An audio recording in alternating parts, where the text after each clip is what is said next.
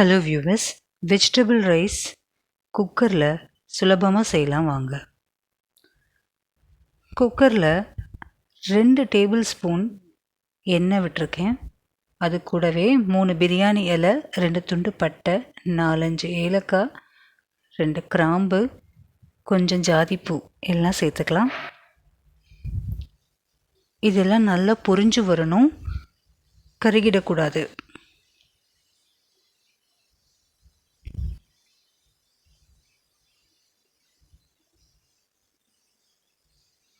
நாலு பெரிய வெங்காயம் நீல வாக்கில் நறுக்கி சேர்த்துக்கலாம்.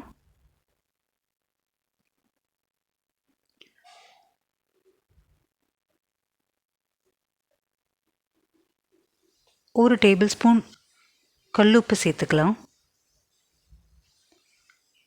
2 பச்சை மிளகாய் நறுக்கி நீல வாக்கில் சேர்த்துக்கலாம். இஞ்சி பூண்டு நான் கல்லில் இடித்து சேர்த்துருக்கேன். நீங்கள் தேவைப்பட்டால் மிக்சியில் கூட அரைச்சி பேஸ்ட்டாக சேர்த்துக்கலாம்.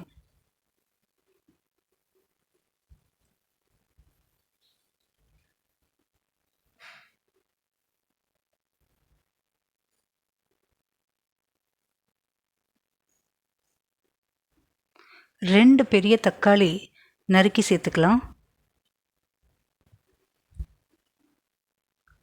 ஒரு கொத்து புதினா இலை, ஒரு கைப்பிடி கொத்தமல்லி நறுக்கி சேர்த்துக்கலாம்.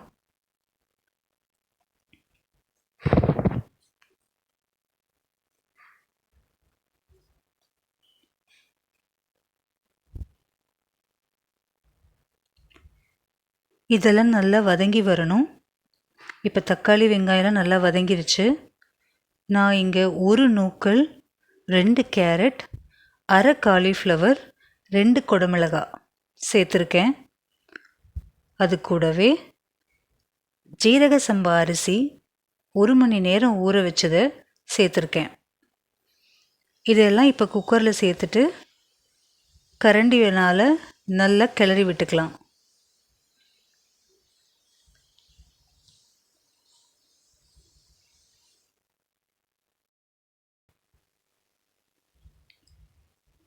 அரை டீஸ்பூன் மஞ்சத்தூள், 1 டீஸ்பூன் ஜீரகத்தூள், 1/4 டீஸ்பூன் கரம் மசாலா, 1/2 டீஸ்பூன் தனி மிளகாய்த்தூள் சேர்த்துக்கலாம்.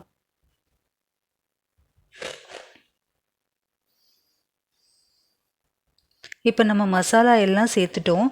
இது கூட 1 டேபிள் ஸ்பூன் நெய் சேர்த்துக்கலாம்.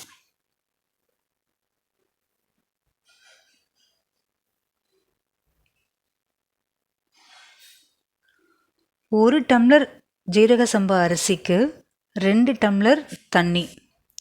நான் அரை கிலோ அரிசி எடுத்திருக்கேன். டம்ளரில் அளந்ததுனால 2 டம்ளர் அரிசி கிடச்சிது. அதுக்கு நான் 5 டம்ளர் தண்ணி சேர்த்துருக்கேன். குக்கரில் வெஜிடபிள் பிரியாணி வைக்கும்போது விசில் உடனே போட்டுறக்கூடாது. விசில் போடாமல் குக்கரை அப்படியே வைங்க.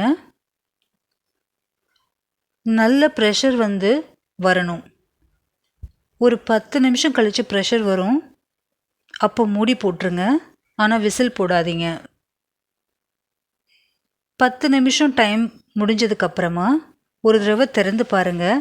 தண்ணி எல்லாம் அது உள்ளே இழுத்துருக்கும். அந்த டைம் திருப்பியும் குக்கரை மூடி வெயிட் போட்டுட்டு ஆஃப் பண்ணிவிடுங்க. ஒரு 10 நிமிஷம் கழித்து திறந்து பார்த்தீங்கன்னா பிரியாணி குழையாமல் நல்ல உதிரி உதிரியாக கிடைக்கும். அதனால் விசில் போடாமல் இந்த மாதிரி மூடி போட்டு ஒரு தடவை செஞ்சு பாருங்கள்.